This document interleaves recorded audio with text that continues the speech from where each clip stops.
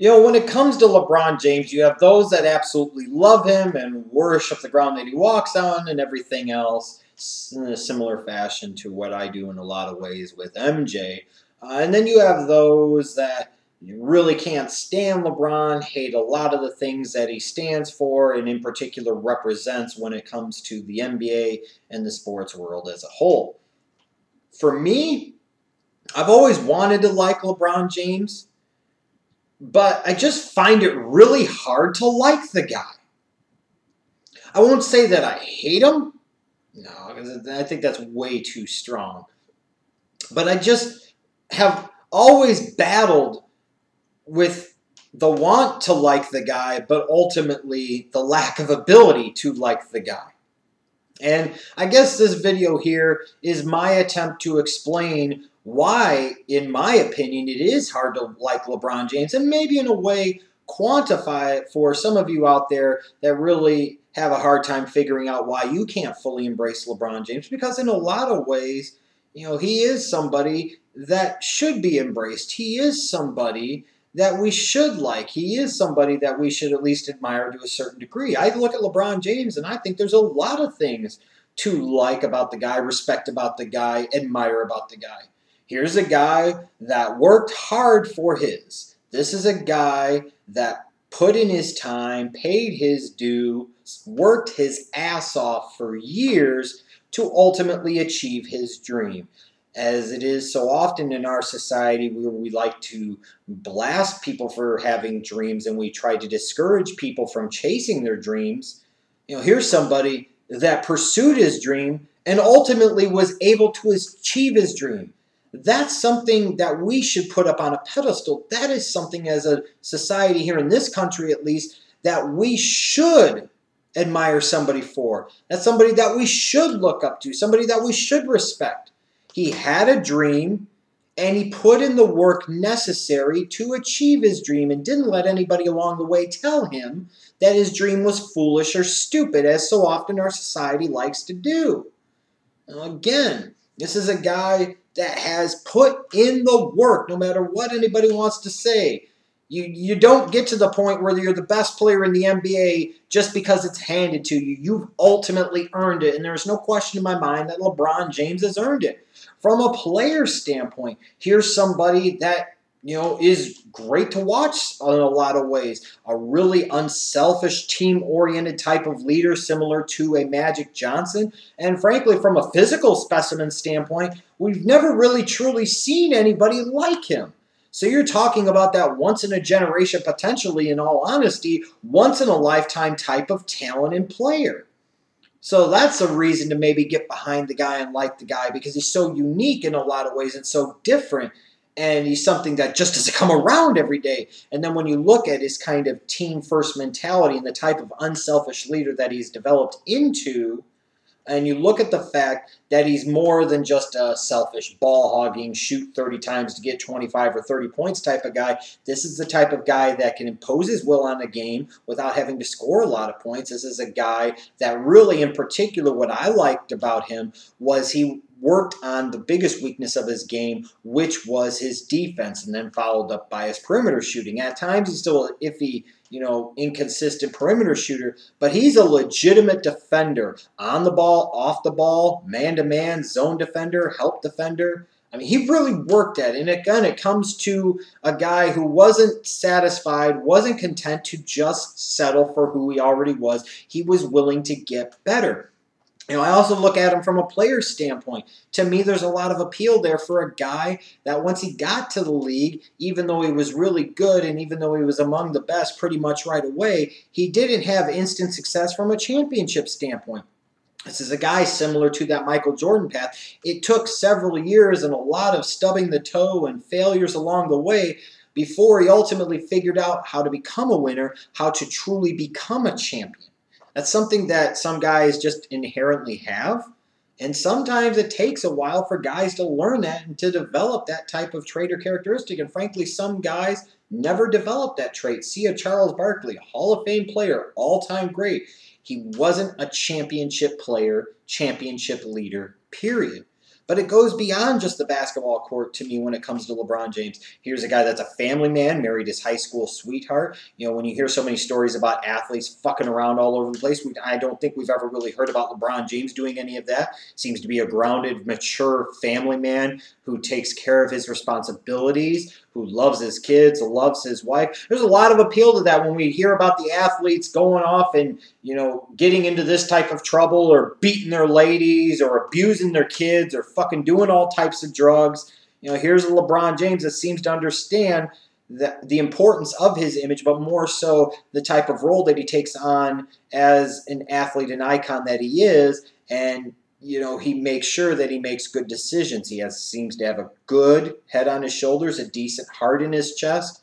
You know, like I said, a really good family man, a mature man who isn't about all that off the field bullshit. Also like the fact that he's a guy that's not afraid to use his voice. We've in particular seen this in recent times when it comes to the Michael Brown situation in Ferguson, you know, when it comes to his work with the Players Union. Now you're talking about a guy, I believe, that's a vice president of the Players Union. You know, he's a guy that, unlike, you know, my hero MJ, isn't afraid to use his name and use his voice to try and affect positive change, to try and bring to light certain issues that he feels need to be addressed. You know, that's something I wish MJ would have done more over the years. So that's something really to like about LeBron James. I also like, too, and this goes back to my bitterness towards that 2004 Olympic team and so many NBA players passing on those games because they were worried about national security. You got a fucking chance to represent the country in the Olympics, and you're passing up on it for some bullshit fears. Well, LeBron James ultimately went to that, and even though his attitude wasn't great then, and you know that was a bit of contention there at one point in time, this is a guy that multiple times has went and represented his country on the Olympic stage, helping bring gold in 2008 and 2012. Something for me to really, really like about the guy. So like I said, all these things that I put out, there's a lot of reasons for me to like LeBron James, and I should. And it shouldn't be so hard to like this fucking guy. But ultimately, it is. And here's some of the reasons why I think it's hard for at least me and maybe others like me to like a guy like a LeBron James, even though we have plenty of reasons why we should. For me, I even go back to his high school days. You know, when I really started to take note of him when he was a high school junior. But you get to his senior year. If you remember the shit where his mom bought him the Hummer. And then you've got the retro jersey shit where he got 2 jerseys in exchange for taking some pictures and crap. And I think it was like, wasn't it Wes Unseld and Gale Sayers jerseys? Good taste, mind you. But here's a guy you're sitting there and saying, you know what you've got at stake. You're going to be a very wealthy man in a short amount of order. Can't wait a few fucking months. On the flip side of that, yes, the high school association was making all that money off of him by having all of his games at the university there. Shouldn't he get some of a piece of the pie? But it was just kind of one of those things. It made me question his judgment a little bit at that time. And he's a young man. He had the whole world at his fingertips. I understand it. But, you know, I'm trying to explain, paint a picture, tell a story about why it's hard to like LeBron James. And it goes back to that type of crap. To me, you know, as a Bulls fan, I'd be remiss if I didn't say that part of the reason it's hard for me to like him is because he's a Bulls killer. Going back to his first run with the Cavs, his time with the Miami Heat, and now his return to Cleveland, he's been bad for the Bulls. So in some ways, to a degree, I understand what so many Cleveland fans and so many other NBA fans went through all those years as I was sitting there rooting on Michael Jordan and the Chicago Bulls. You know, Michael Jordan killed this team, especially teams like the Knicks and the Cavs for perfect examples. You know, and I understand why some of those fans still to this day have a hard time liking Michael Jordan, even though they respect the hell out of him.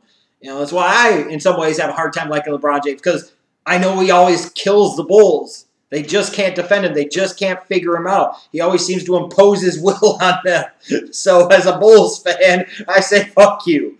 I think part of it, too, coming down to being a Bulls fan and a Michael Jordan fan, are the inevitable Michael Jordan comparisons. And it's always one of these things, instead of just allowing the player to be the player and the greatness to speak for itself, so often so many people like to bring up to me these ridiculous comparisons to MJ, where frankly, number one, LeBron and MJ are 2 entirely different players, and 2, from a statistical standpoint, if we want to go there, LeBron James falls short in pretty much just about every single category to a Michael Jordan at a time where Michael Jordan played in a different era, in my opinion, against a better level of competition, in particular better defensive teams. You know, and you're talking about a guy that played in an era where people could hand check and do all types of crap. LeBron doesn't have any of that, and he can't measure up to LeBron or Jordan. But the whole point is I always get worn out by the MJ comparisons because it's like, allow LeBron to be LeBron, and let's ultimately figure it out when the entire picture has been painted, and that picture still hasn't been finished yet. So that's a part of the reason, too. I take Michael Jordan so seriously. To me, the greatest player of all time, one of my sporting heroes. So I instantly will resent anybody to a certain degree that is compared to the guy. I guess you go back to even his early days in the NBA where people were calling him the king, and we call him King James. And for years we were calling him King James, even though he would get into big games and big situations and he would choke on a donkey, basically. What the fuck was he the king of? And then he's walking around wearing the shirts proclaiming him the king and everything else, I just never really been a fan of that nickname. I get, and I understand it sounds kind of trivial and maybe stupid, but I don't think I'm the only one that dislikes it. One thing I really, have a hard time liking about LeBron James is his unwillingness over the years throughout his career to ever participate in a slam dunk competition. In part because his view has been he doesn't always want to be known as just a dunker. Well, I assure you, anybody with any type of brains on their heads would never think of LeBron as just a dunker if he participated in one or two slam dunk competitions. And I think when you're somebody like a LeBron James in the situation that he's in, the position that he's in, he should understand better the importance that he carries, and he should understand that he does owe an obligation to the league that gives him a platform to be able to make as many hundreds of millions by helping the game out, helping out the All-Star Weekend, by participating in at least one damn slam dunk competition. Michael did it. Kobe did it. It's inexcusable that somebody like LeBron James always thought himself too good to ever go into a slam dunk contest. It's that simple to me. He thought he was above it. He thought it was beneath him, and it wasn't. It was something that could have helped grow his brand. It was something that could have helped the game of basketball, and he just never did it. But then we really come to the decision in 2010, and just so many things about that were so god-awful and terrible to me. I thought it made LeBron James look like a tool. It made him look like a jackass. We're having an ESPN special, and we'll get to them in a moment.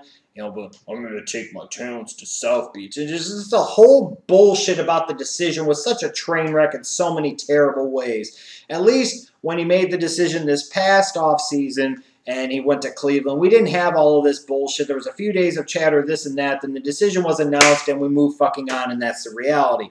But here you've got the decision, and, they're having all these prep rallies in Miami, and they're doing all of this bullshit, and it was just terrible. And even more ridiculous to me about it was the fact that, this would basically equate to me of, let's say, in their primes, let's say Michael Jordan calls up Larry Bird and maybe Isaiah Thomas, or he calls up Patrick Ewing and, Magic Johnson, and he says, yo, dog, let's go here, and let's try and win a championship together. I don't know, and this maybe comes to that older school fan approach, but I've always been a fan of those guys that stay with their organizations, that work their way up the ladder, where you can get emotionally invested in their championship chase.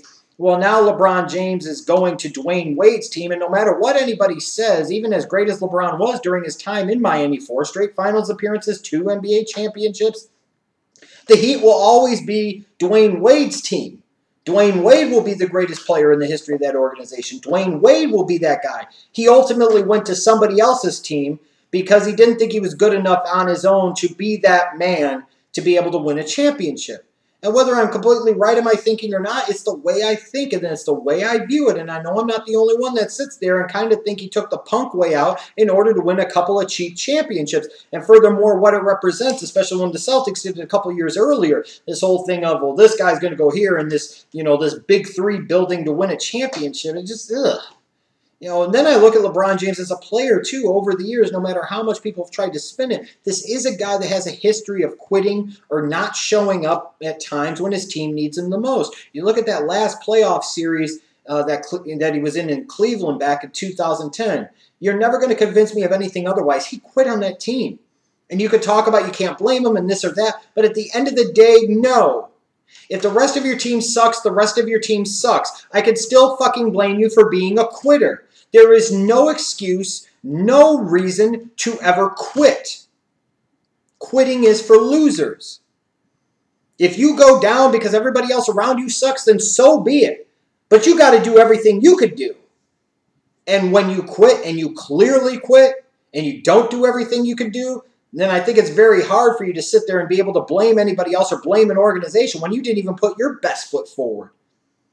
And then you've looked at it throughout the years. There have been different times in the playoffs. I go back to last year with the Miami Heat when it was clearly obvious that the Spurs were going to beat the shit out of them in that final series. You could see again where LeBron James was starting to realize he didn't want to be there anymore. He was realizing the task at hand. Instead of stepping up to the plate and accepting the challenge and really trying to take over and impose his will, here's a guy that sat there and was very passive. He just kind of went with the flow. And at some point in time, that's always been my frustration with LeBron James as a basketball player, being the best player on the planet, being always the best player on his team, is, as Michael Jordan once said, part of your job as that guy is to be that utility player, and you have to give the team what they need on that given night. And far too often, people get so infatuated with the statistical bullshit when it comes to a LeBron James, somewhat similar to what they did for so many years with an Alex Rodriguez or a Kevin Garnett, that they miss the bigger picture. Yes, it's great that a LeBron James could put up 27 points and 9 rebounds and 8 assists a game, just as an example. That's tremendous.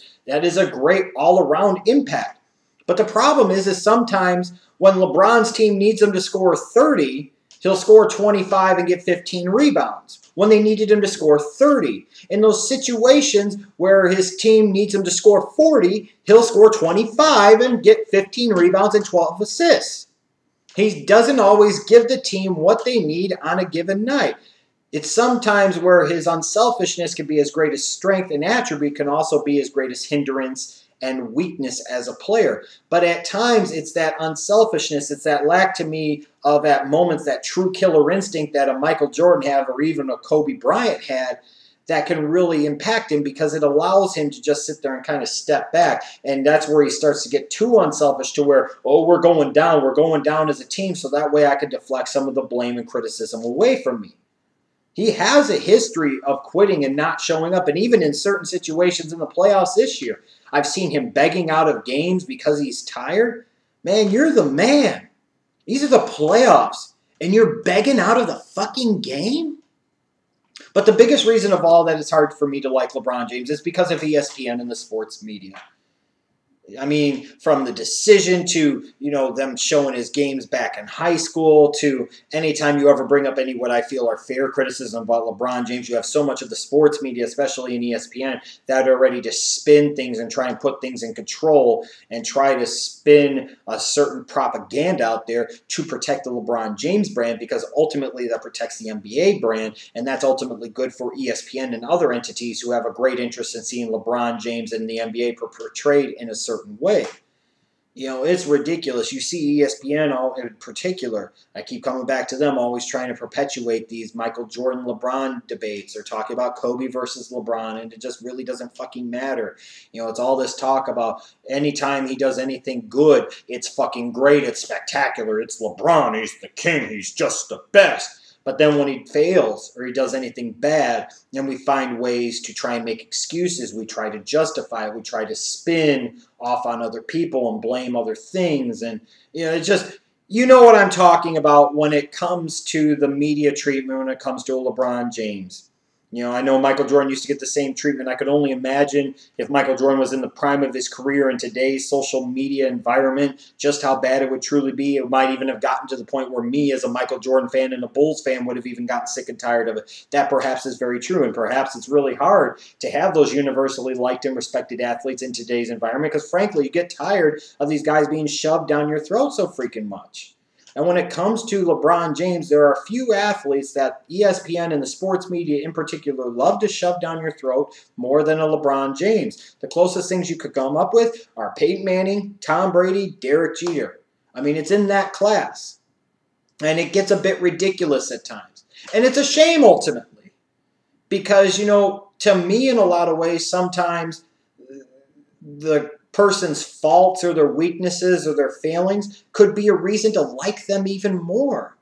But instead of owning up to them and instead of acknowledging them or potentially embracing them, we always sit there and try and find excuses, or the media tries to sit there and spin away the focus from that because, again, it's about protecting that brand and that image. And you look at Peyton Manning, that's a perfect example of that. And if you don't think that exists, especially when it comes to a Peyton Manning, you're fooling yourself. Well, here in LeBron James, a lot of those same things happen. There's just certain parts about him, from being called the king, the fact that he's been a Bulls killer for so many years, but just some of the things and some of the decisions over the years, including the decision that LeBron James has made, have always made it hard for me to really like the guy. And that's a shame, because you're looking at a guy now who has taken a team to the NBA Finals for the 5th straight year. Now, granted, it's in the Eastern Conference, but 5 straight years in the Finals is something special. That's for damn sure. And you look at the cast of characters that he took to the Finals this year, yes, in a kind of weak Eastern Conference for sure, but it wasn't exactly a great supporting cast. This is one of LeBron James' best seasons from a leadership and championship type of standpoint. At this point in time, the respect and admiration for LeBron James should potentially never be higher. But it's just as things go along and I see the love fest and the nut hugging that goes on and some of these other things, when all put into the big body of work, when it comes to LeBron James, it just makes it even harder for me to like him. And that's a shame, because I should be able to like him and not feel guilty about liking him, even though he always kills my Chicago Bulls.